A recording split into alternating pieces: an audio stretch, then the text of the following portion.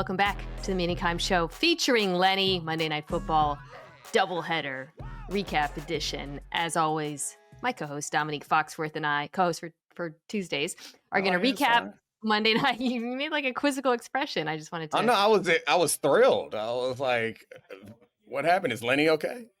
Lenny's okay. He's downstairs, probably eating something that he shouldn't be eating. We're going to talk about both Monday night games. We are going to do winners and woofs. So we're going to get to some of the great performances from the weekend, which are needed after last night's Monday night duo. I went back and forth.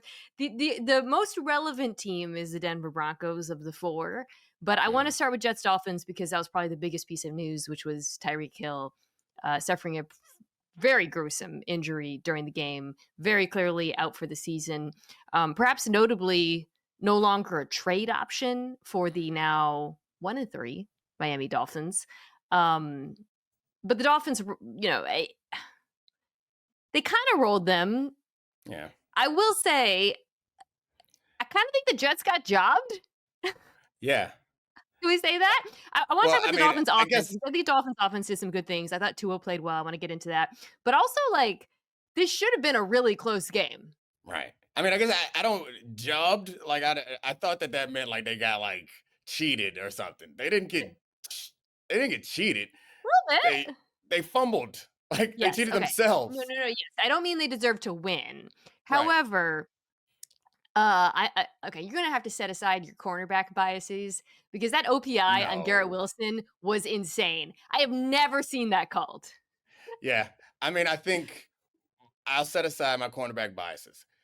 That should be called by the letter of the rule, but you're right. That's not the way that is called. It's like, yeah, I mean, they allow. I was trying to figure out how to solve the Eagles' offense, so I started watching Rams film, and one of because I was thinking like they got to do more play action, and they have like similar personnel, and that they have super talented receivers. And whatever. Long story short, there was a Devontae touchdown against the Eagles, where it's like it's definitely a push-off, but they never called it. So yeah, I'm with you. I'm not mad at the call because it should be called, but they do never call it. Okay, now let's talk about the Dolphins side of things. I mentioned Tyreek Hill got injured this game. For the most part, they were moving the ball on New York with ease. It was, even when Tyreek Hill was in the game, it felt like just the entire game was wide open crossers off of under center or pistol play action. And Dominique, like the Jets were like utterly incapable of picking it up. I mean, talk to me. What did you see from the Jets defense? Because like I thought it was a pretty bad performance at the second and third level of the defense against what they just kept running the same play over and over and over against them. I mean, I think anyone who listens to your show knows like some basic things that I think are not basic things, a little bit more advanced things. So like, I think most people would understand that the defense that they're trying to run is going to be a man-heavy defense. And they've mixed in more zone because they're transitioning, I think, some from what they've done in the past, which was very like zone heavy, relying more on defensive line than putting pressure on the quarterbacks. But I think there's some problems with their defense in trying to do both things. But when you're those crossers and stuff, I think that that style of defense is not particularly suited for what the Dolphins want to do. And so they run a lot of man beaters even against zone. So if you just bunch them up, if you can't get anything to slow them down, you can't get fast pressure, you're relying on your cornerbacks to survive in man coverage, which is hard for anybody. It's hard against anybody, but with Waddle and Hill and then Waller, who just like return, he's a particular matchup problem for most linebackers and safeties. So like, it just felt like it was partially a personnel thing. Yeah, I agree. I think, and again, I think Mike McDaniel deserves some credit because I thought like he pretty clearly identified the matchup advantage they had in terms, especially given how much man the Jets play, both in the red zone when they went to Waller, and then really throughout the game, even when Tyreek Hill went out, just stressing them horizontally seemed to work over and Mhm. over. He had some pretty cool play calls too. That little hold on, I wrote down like everything that happened. It was they did like an orbit motion with Devon A Chain, and then faked it to Mostert, then like flipped it behind his back to Washington, and A Chain and Brewer blocked for him. Yeah, it was 9 yards, but it was the coolest Yeah. 9 yards you'll ever see. I think that's like a little bit illustrative of, I don't know, there's some teams that it's like when you are doing your thing, like there's certain things that you can do. I guess it's different for different teams, but there's something about a level of comfort and confidence that allows you to do the stuff you that feel like they are connected with your identity. And so, Yeah. like to your point, when I see them doing that, it's like, okay, you guys you're like you're feeling good about where you are because that's the type of stuff that I don't know, that I don't think they would normally pull out. They haven't pulled out much so far this season, or maybe I haven't noticed it because they've been bad. Do you think that they have a chance offensively with Tyreek Hill out? Because you mentioned Waddle, Waller, Malik Washington also has some speed. Or do you think it's like, yeah, the way I feel is it's very matchup dependent against Yeah. defenses like the Jets that are just not good. Sure, they can keep it running, but I think against the better defenses in the league, especially defenses with good pass rushes, I just Yeah. don't see this like horizontals. It just doesn't seem like it will work as well. Yeah, I mean, I think that my question, I would answer your question with the question is like, what else do they do? Right. And that's because there are going to be teams that through matchups and not even matchups in the back end, but some of that, but also matchups along the defensive line and offensive line and through scheme that are going to be able to take away the things that they want to do. Do they do something else? Like they don't have to be great at it, but something else to keep their offense afloat. And there's nothing really else that I think they do all that well. It kind of feels like they haven't had the explosive running attack that they once had. If they could have bring that back, that'd be fine. But it does, or that'd be great. But it does feel a little bit like the reverse Eagles, in that the Eagles offense feels weird if they can't run the ball, Yeah. and this offense feels weird if they can't do those like quick explosive passes. Yeah. And yeah, it feels like everything else that they do that's good has to start with. I'm not sure if I'm making sense, but those things open up because Yeah, it creates their space passing underneath, attack right. works. Teams, Yeah. yeah, typically But I play don't this. think that if that passing attack works, that they have something else that they can do without that as the initiator. Yeah, I think you're really dependent on Waddle to look a lot like he did early Yeah. in his career. I think for what you're describing, the formula to keep working. I do want to say before we move on, like to the other side of the ball, I thought Tua did actually play well in this game. He made some nice throws on the run, couple throws under pressure. I thought were pretty impressive. So it was a good effort from him against a very bad Jets defense.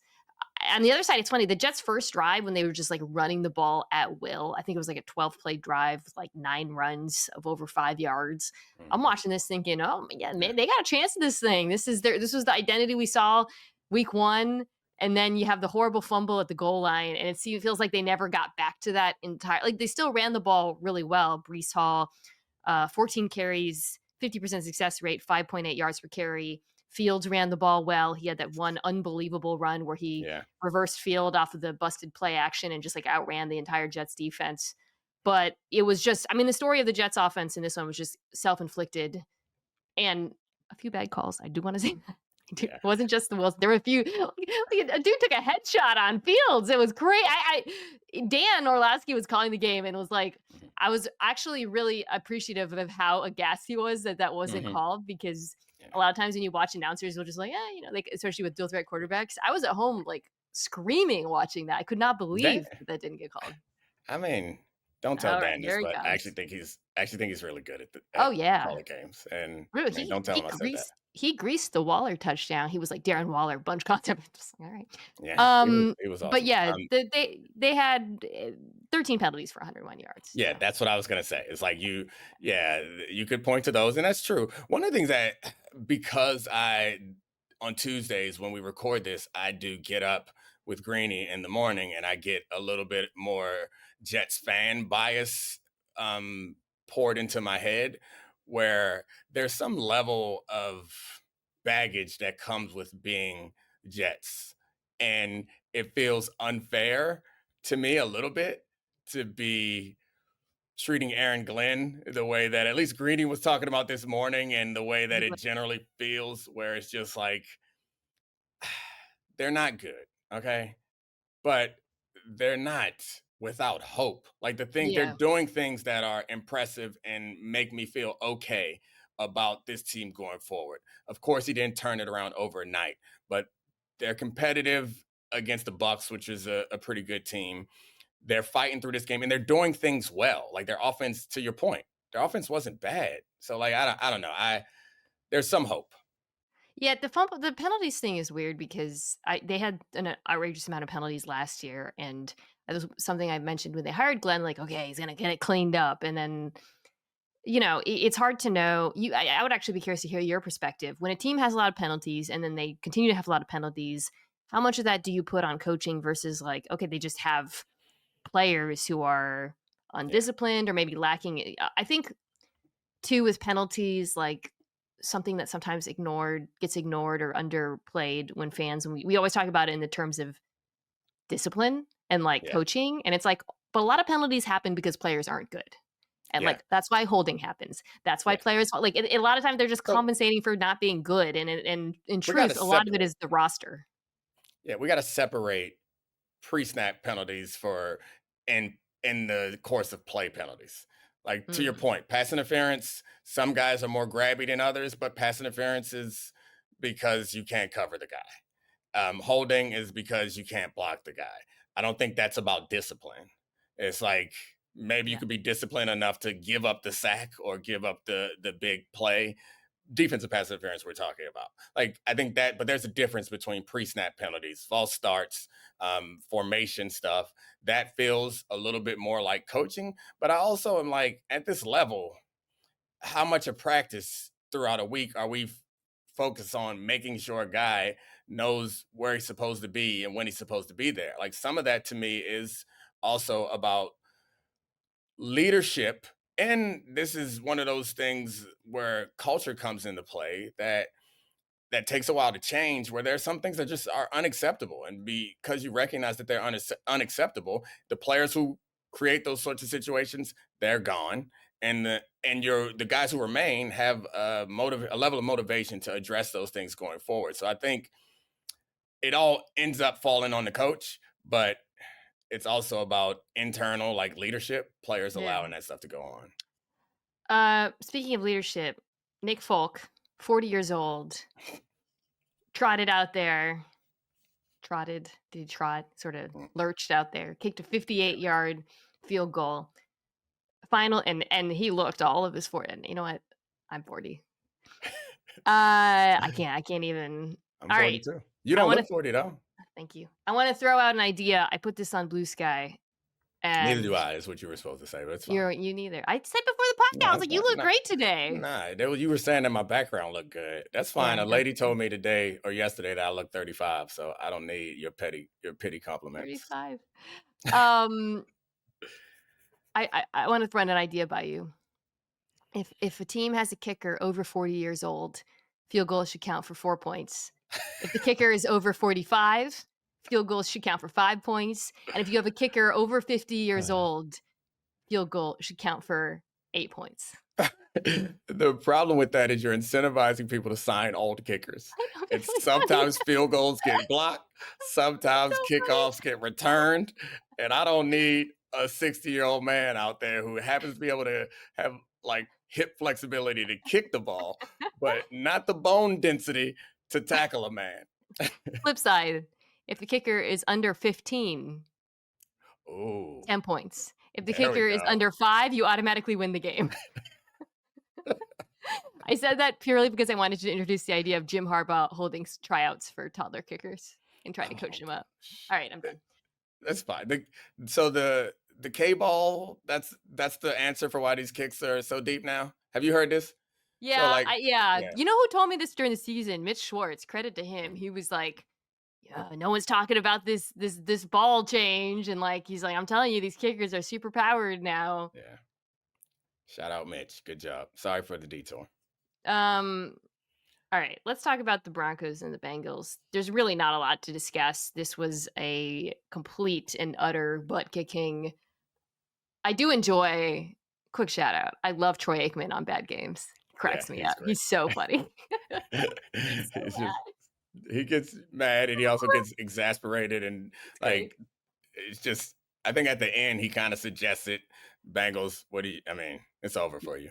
It's like, Yeah, yeah, it's over. It's very over. Let's talk about the Bengals in a second, but we should start with the Broncos. Um, as expected, the Broncos defense just wiped them off the table. Broncos mhm, defense, one of the best in the NFL.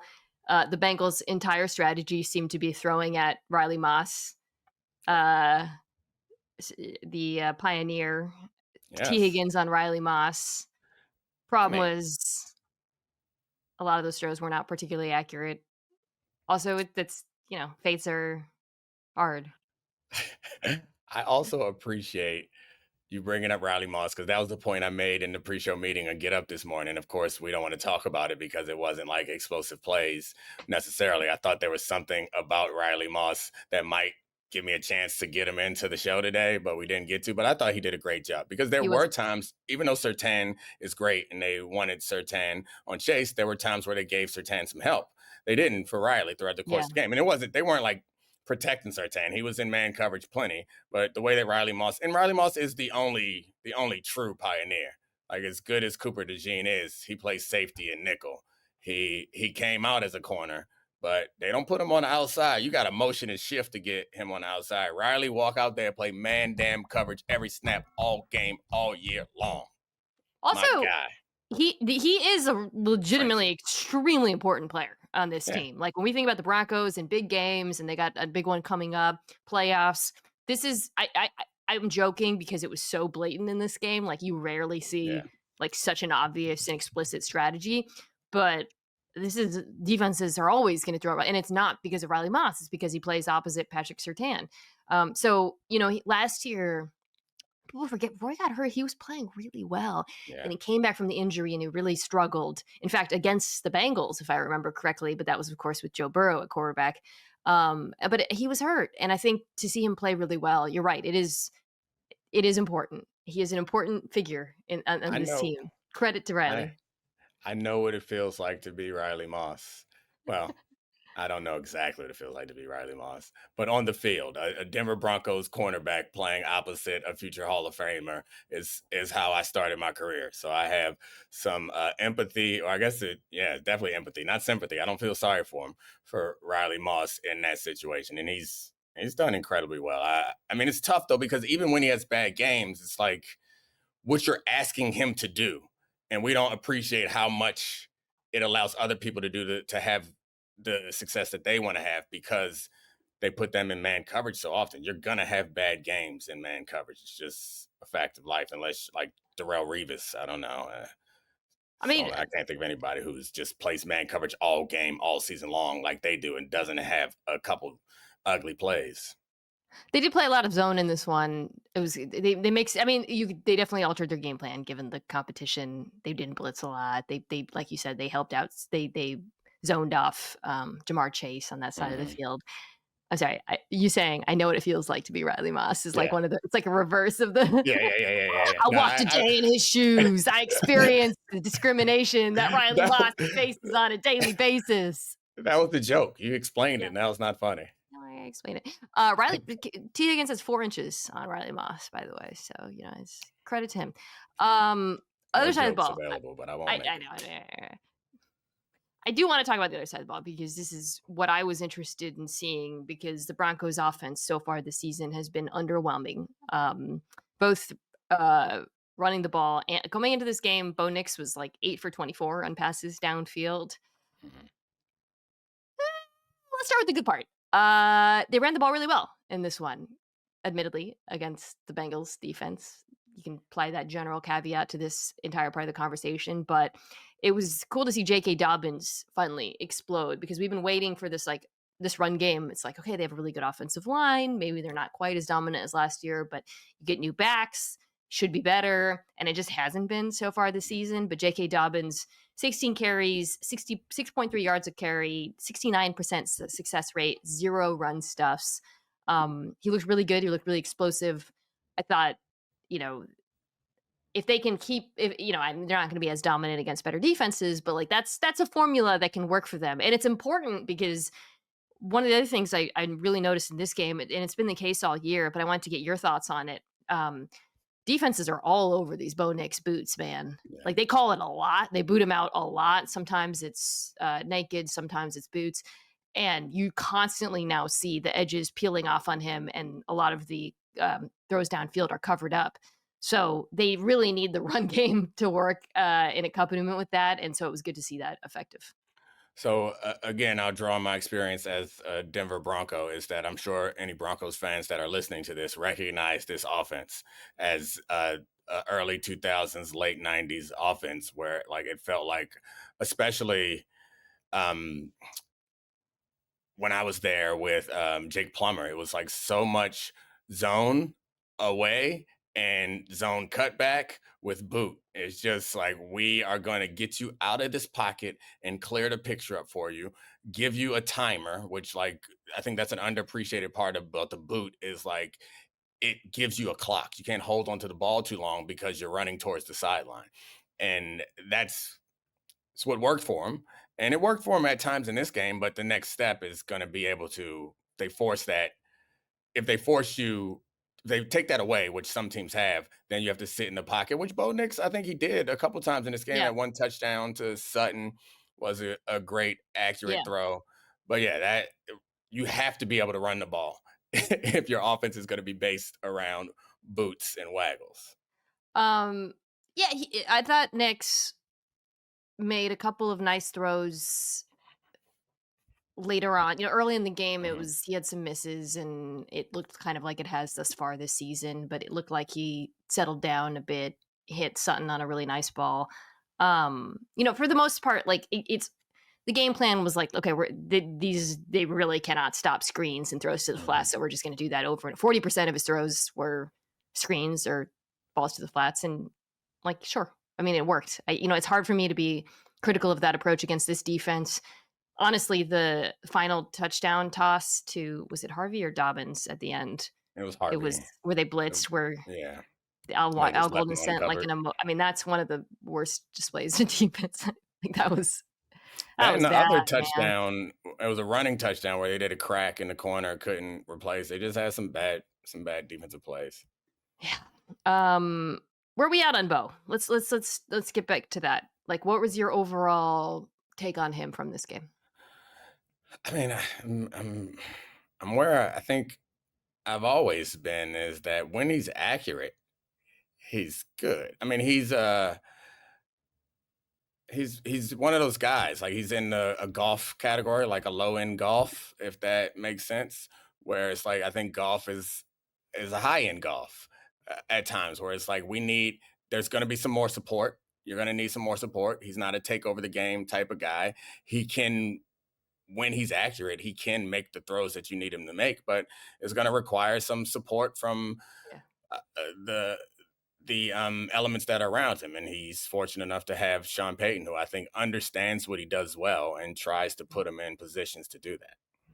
Yeah, and also I think, not to just keep hammering this, but in terms of support around him, the run game, like to me, Yeah. is kind of the key to this whole it really goes down to the nature of the offense that we talked about, the structure of it, and also just kind of these limitations as a passer. And again, in his defense, there were a couple of drops downfield. He also had there was the touchdown, the interception in the end zone. Was one of the, like, I think it was Demetrius Harvey was the Bengals linebacker who picked it. That was a really bad decision. I actually thought he should have just run it in. But I think, like, if you're a Broncos fan at this point, it's hard to say you're happy about the first few games of offense that we've seen, Yeah. but it's very early in the season.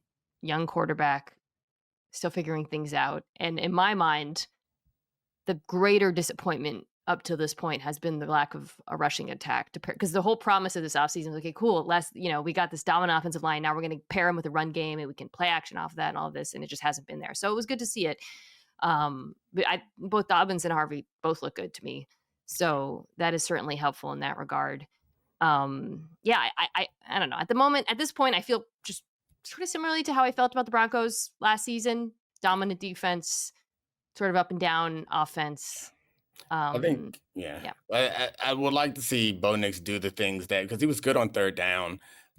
Even when third down when there is no threat of the play action or the boot, he just has to sit in the pocket and make yeah. decisions. But I think uh, the aspirations for this team require me to see him do this against good teams.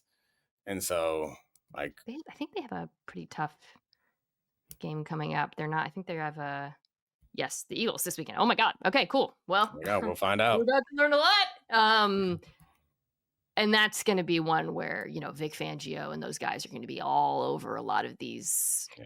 concepts that we've been talking about. So Yeah, cover four is probably the best I would say for this like boot and zone type offense. Cover four would be the best defense to play, just base defense. I mean, I already know I'm going to be just can they run the ball on Philadelphia and those live. It's going to be the biggest determinant, I think, of whether or not they have success in that one. Okay. Those were the two Monday night games. Let's take a quick break, come back and do winners and woofs. All right, we're back. Dominique, your winner this week.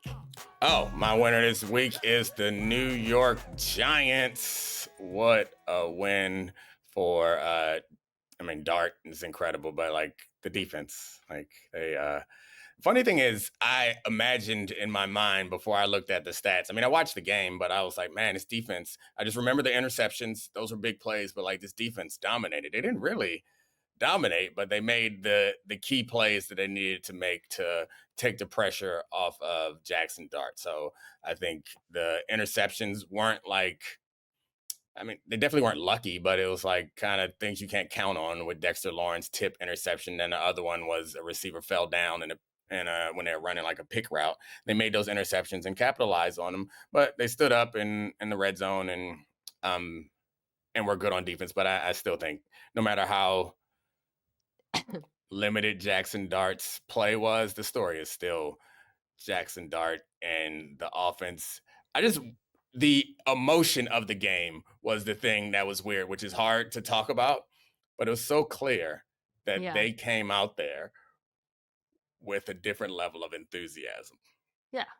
Yeah. I mean, it's you don't I think okay, so let's talk about Jackson Dart, right? You're right. The defensive line dominated, admittedly extremely injured Chargers offensive line.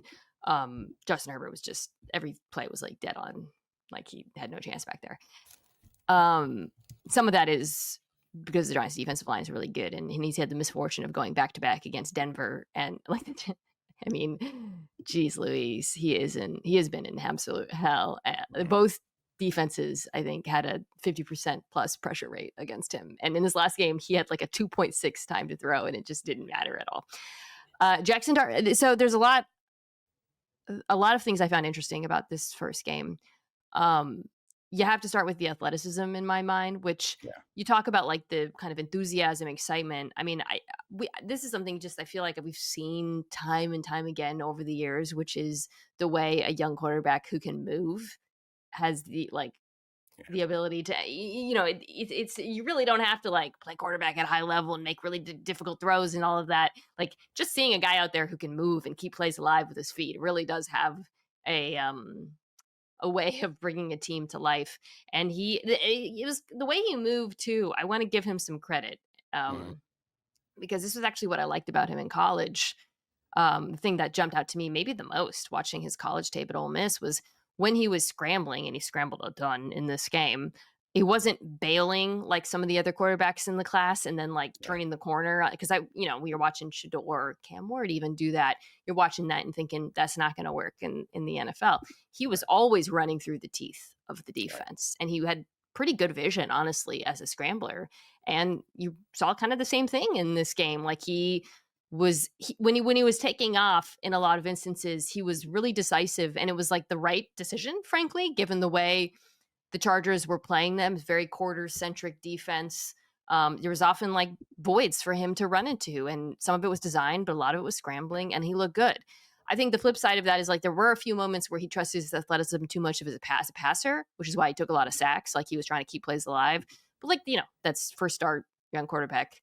Um, so I think that if I had to like that to me, that was like the story of the game with him was just him using his legs and most of the time those scrambles actually being the right calls.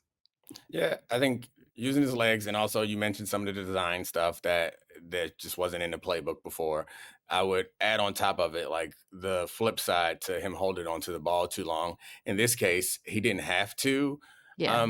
take any risks. So like him not throwing an interception or turning the ball over, like I think was a huge difference in this game. Which that's veteran quarterbacks turn the ball over, and I think him making the decision now there's going to be a time where you're going to have to be more aggressive. And we see that with other quarterbacks who are unwilling to take those shots and hold on to the ball too long. And maybe they don't turn the ball over. I think like the Bengals game is an example of that, where it seemed clear that Browning had decided he wasn't going to throw an interception that game, but he also wasn't going to make no damn plays. He just throw these Yeah. jump ball fades out of bounds and it wouldn't really work. So I think Dart has shown that ability, but at some point he's going to be in a game where he's going to have to let it rip. So some of those throws where he held on to it too long Yeah. probably avoided interceptions, but also didn't make the plays. Kind of felt like that watching the Eagles in the second half, by the way. It hurts gets Ooh, into that mode a little bit too. Like, I'm not gonna yeah, turn the ball over. I'll give AJ Brown a chance, but it's not gonna be a yeah, interceptable throw. Yeah, yeah. So like I think that's right. I also you don't want him taking that much contact. Like he yeah. was I mean, even in the game, he hurt his head at one point, he pulled his Hmm. hammy, like this it's too much. And now they're down Malik Neighbors, so you do worry. I think this week, upcoming week against New Orleans, they'll probably be all right, but maybe honestly, the New Orleans Yeah, defense has actually improved a bit. But then after that, who buddy? Eagles, Broncos, Eagles is coming down the pike. But listen, I was questioning, not we, whether or not it was wise to even start him against the Chargers, and clearly it was like that worked out. So absolutely, deserve the win here. I think now pivoting for New York, it just comes down to how can we protect him from taking too many hits the rest of the mhm, season, quite frankly. What can we do to ensure that he actually develops without Malik Neighbors? And it's a tall order, and obviously a lot of jobs depend on it. But he just it didn't. He looked comfortable, like mhm. like like Right, I'm not overselling this performance. I mean, through right. 500 yards, right? But like I do think to our discussion, athleticism, he looked confident, and when he did throw, the ball came out quick, so made good Yeah, decisions, didn't turn it over. So certainly, you have to give him credit for that first start. absolutely. And I think we both agree they didn't ask a ton of them. So like when they're going to have to ask more of them in some of these games coming up here. So then we're going to find out more. But got to win in his first start, made Hey, plays. So that's and they are excited. They should be excited. The neighbor stuff stinks, though, of course. it sucks. Have you seen the all the Brian Dable memes on the internet of him? There's Hmm. all these like kind of like borderline erotica of Brian Dable Oh, talking about Jackson. Okay. I want to talk about the Packers with you. That's your woof. Your woof is the yeah. Packers who tied the Cowboys. Is there Oh, any bigger buzzkill for in our industry than a tie?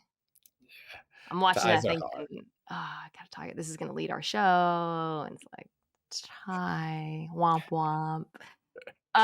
There's it's like hard to do a woof about the offense in a game where they score 40 points, Right. but they do end it with one of the dumbest plays or moments. Do you want to focus with your woof on the offense or the defense that actually gave up 40 points?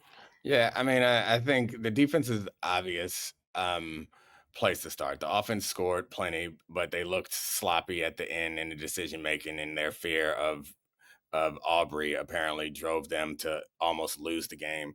I think I certainly in this game, if we're going to be specific about this game, it has to be the defense. But I think my wolf was much more generally about this team relative to the expectations that have Yeah, been created around them. Is it felt clear to me off of the last 2 weeks that they aren't at the level that that they need to be, and they got plenty of time, but the time management stuff, the ability of their defense to put a team away, Dak is playing incredibly well. However, this is not the level of team that you're going to have to beat. You're going to have to beat teams that are better than this going Mm, forward. So I think that was the concerning part for me, and that's why it's a wolf. Because it's also we can't even you didn't overlook it. This was a yeah, big revenge right. game It wasn't situation like a coming off trap. of getting Yeah. your ass beat by the Browns. Like this was your best effort, and it wasn't good enough. I want to ask you specifically about the defense, because the offense, it was. I think we can kind of, Right. there was, and I do think actually the offense deserves credit for doing that all with a really makeshift offensive line that kind Right. of got ignored a bit. Um, Boneheaded decision at the end, but for the most part, I did think Jordan Love played really well. But the defense, you supposed to be this all-world defense. You look like it week one. You look like it all thus far in the season, Mhm. and then you give up a stinker. And some of that, a lot of it is Dak Prescott, just buzzsaw, all-time performance. You know, I mean, there's been a lot of dialogue about this. Micah Parsons was really good in this game, and you saw the best way to stop Micah Parsons is not chipping Micah Parsons. It's not doubling Micah Parsons. It's having a quarterback who's a machine, who is throwing the ball before he has a chance to influence the game. However, and this is what I want to ask you about. Um, the cornerbacks were really exposed in this, and I won't. And this was even before Nate Hobbs got hurt. But now Hobbs got hurt. Carrington Ballington comes in. So I want to ask you about this, not just because this was the concern we had about this defense coming into the season, and then week one they were just like all over Detroit. Were you surprised at how off they play? Because so like your Cowboys' only chance of this thing is Dak Prescott dicing up zone. He Right. went 29 for 35 for 294 yards and 3 touchdowns against zone. They only played man on 12% of dropbacks in this, which is extraordinarily low. And he went two for 5 for 25 yards, which is not great. Yeah. Were you surprised that Jeff Hafley didn't flip a switch and ask his defense to not cede so much ground underneath? Do you think they were just like so terrified of George Pickens? Because to me, like it wasn't working what they were Yeah. doing, and I was really surprised by the lack of adjustment in this game. Yeah, there's no good answer for it because what they were doing wasn't working. And it was obvious and easy. I think what you don't want is for it to be easy. And I think playing off is one thing. And a lot of times, if you're going to press, they'll convert the route to fade, which maybe they didn't want that matchup with George Pickens, With and Pickens, that yeah, they'd rather try to encourage him to throw short and we come up and tackle. But we saw a couple times where the short pass, you come up and you miss the tackle. Cornerback play, I think, gets narrowed down to did the guy catch the ball or not? And like some really very flawed statistics like QBR to your side or closest defender, which doesn't necessarily speak for the coverage that's happening. And I think there's other things that go into playing corner, which includes like awareness of the down distance and situation and good tackling. So that's another thing about man coverage is something that kind of which sounds silly, but it drove home in my head when I was coaching my son's flag football team a couple of years ago. Is man coverage, if your guy catches the ball, you have to be the one to tackle him. yeah, And I think that might be because no one else. It's like how we talk about running quarterbacks against man coverage. Is everyone's backs to the ball, and I think that might be part of the reason. Is if you don't have a good tackling secondary, I think we yeah, automatically assume that man coverage is if you don't run man coverage is because you don't have a good covering secondary, which is probably the first question. But if you don't have a good tackling secondary, which it seems like their corners aren't good tacklers, they haven't been so far in the season, yeah, that you can't do a lot of man because if you don't tackle, everyone's back is turned, yeah. and it's you're begging for explosive plays. Yeah, to your point, they were also getting gashed on the ground. Devontae Yeah, Wyatt going out seemed to have a big impact on the run defense. But it was all around like a pretty bad performance, like and particularly on cornerback and in the interior of the defensive line.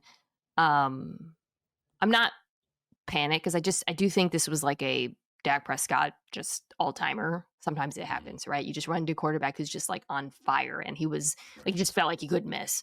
And Pickens put up some amazing plays, but there were just moments where I was like, really, like invert.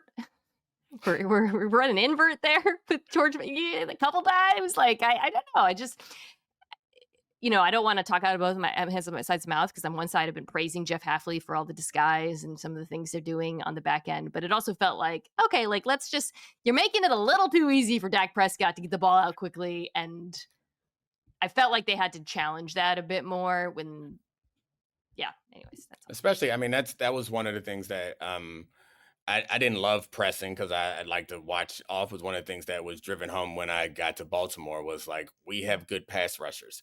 Press, it takes a little longer. Maybe you'll be uncomfortable, but it makes the play take a little longer.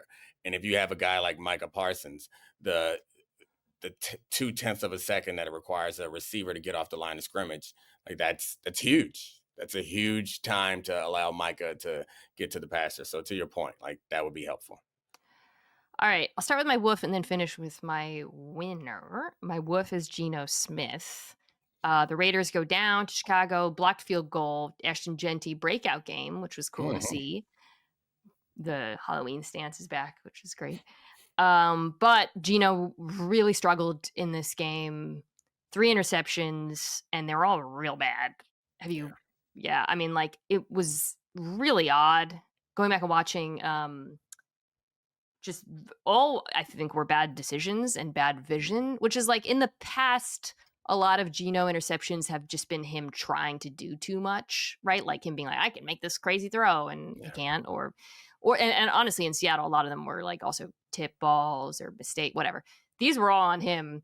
One and they were all middle of the field too, which, Mhm. like again, speaks to him just not seeing safety, one throwing into triple coverage. Um, other thing that I think was alarming so far this year, I think I've been able to not I've been able to, but like a lot of his struggles have been pinned on protection because the Mhm. Raiders offensive line has been really, really bad. But in this one, I mean, clean pockets, Yeah.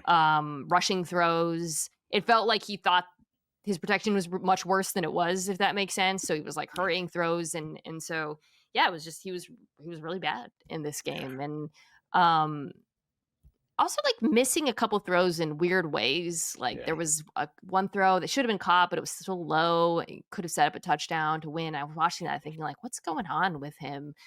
So, anyways, he's my woof this week.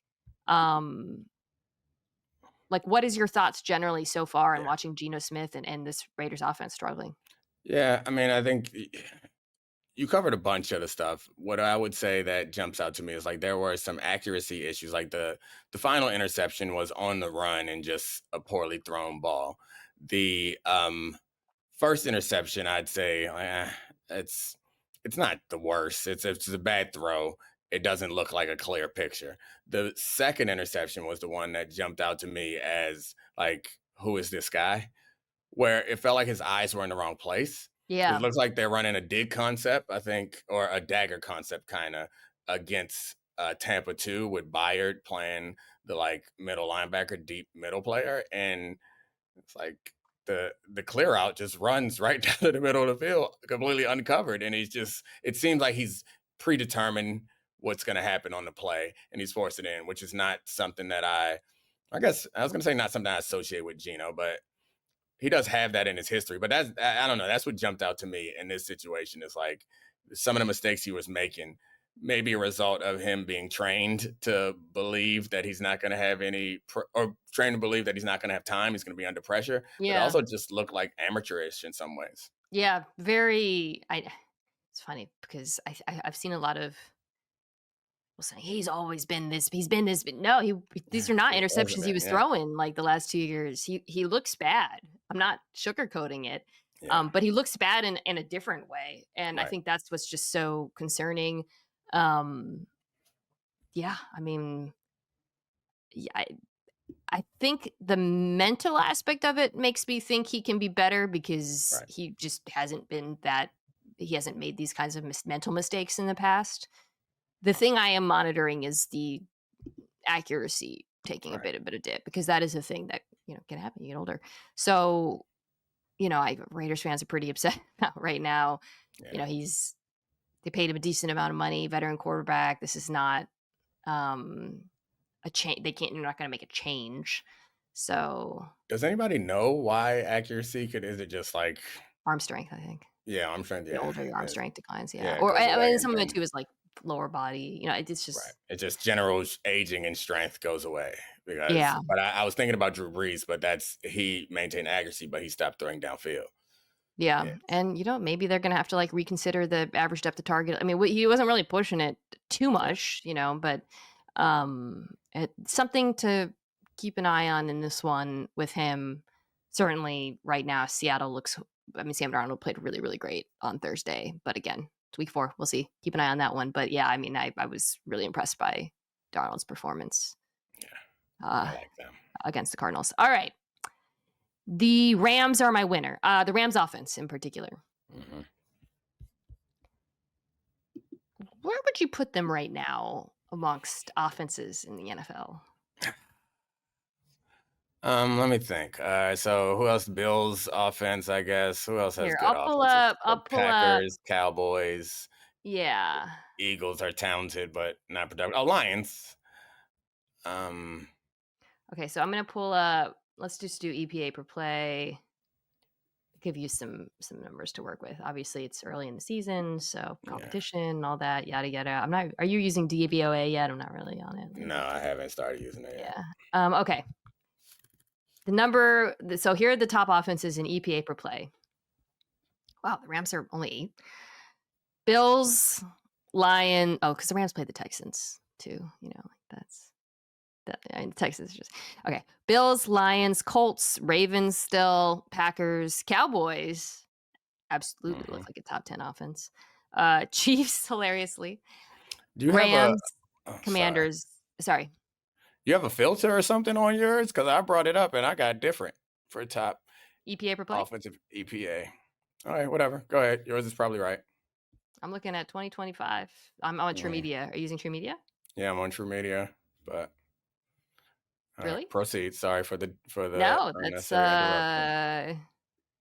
I'm trying to nobody figure called. out what I'm doing wrong or something because I got I don't have any Bills, filters Cowboys, on. Colts, Lions. Are we getting different? Anyways, all right, same teams though, different orders, Yeah. whatever. Um, I would say Bills, Oh, okay. Lions. You figured out what you're. I think you're doing EPA per play. I'm Yeah, doing yeah. Oh, you EPA just per did total game, EPA. which Oh, per yeah, game. Okay, which yeah. will be So I'm different. looking at it. Okay. I think what strikes me the most about the Rams relative to these other teams and why I think they do have a case for being the best offense in the NFL. Certainly the Lions, I would say, and the Bills are probably the two teams that I would. Packers, maybe not because the run game's not there. It feels completely sustainable and also unbelievably balanced. They got the best success rate running the ball in football right now. They are a machine with Kyron Williams. And they have a 1A, 1B at receiver. And they have a quarterback who's playing out of his goddamn mind. That's the You one. got those 3 things. You got That's the one. a nuclear quarterback, 2 unbelievable receivers, and the most efficient running game in football. The concern is offensive line. I think that's Yeah.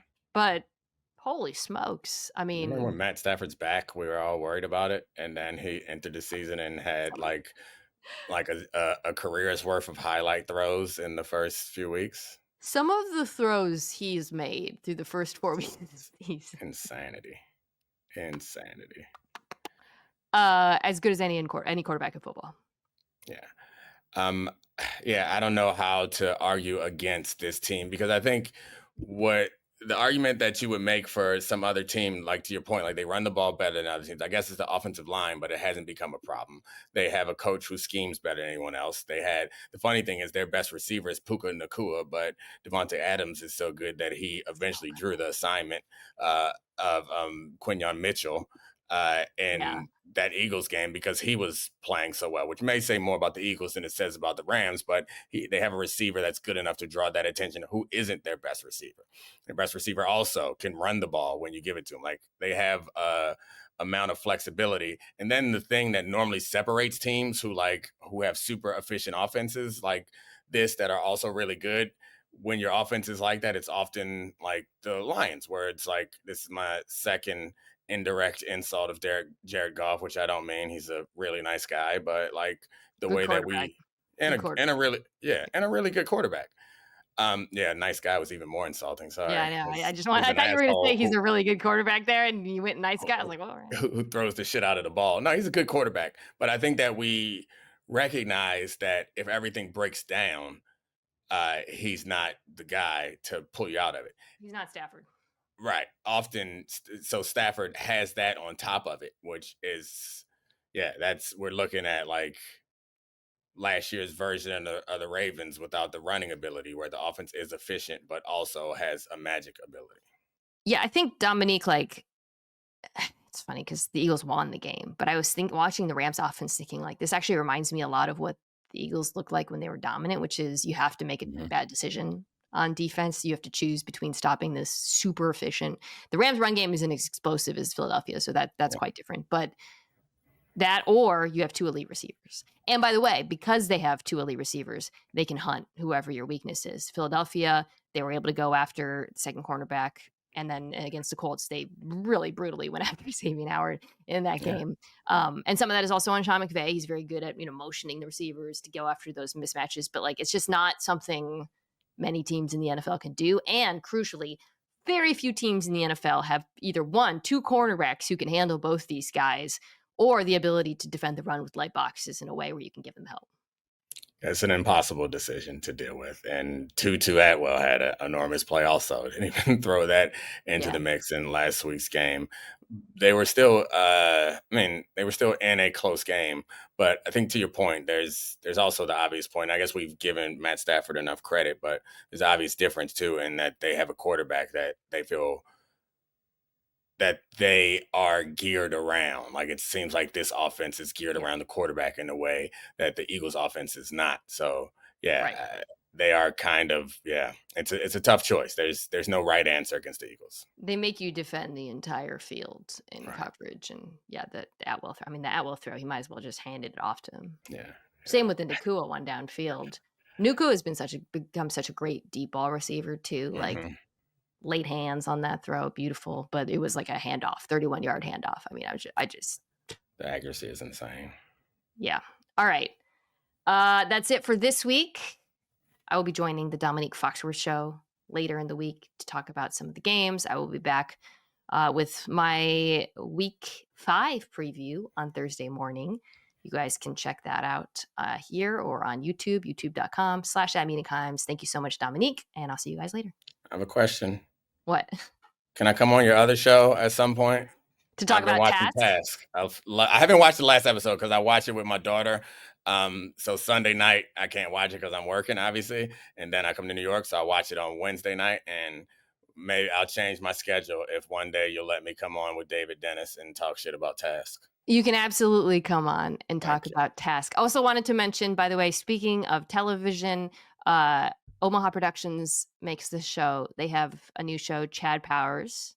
If you're watching, Oh, have you caught that yet? yeah, he was here. On That's the thing Hulu. about Glenn the Powell new, was, yeah, yeah. the new studio now. Like, Kamala Harris was in the green room last week, and Glenn, like, we got real celebrities walking around here. It was, yeah, I think he might be the most famous actor we've had on NFL Live. He was great. Anyways, I Oh, he was watched on FL Live. he Cool. came on NFL Live because he's like a big Cowboys fan. He's a UT. I think UT is his main sport. It's from him and Michael Waldron, who made Loki, which was a great show.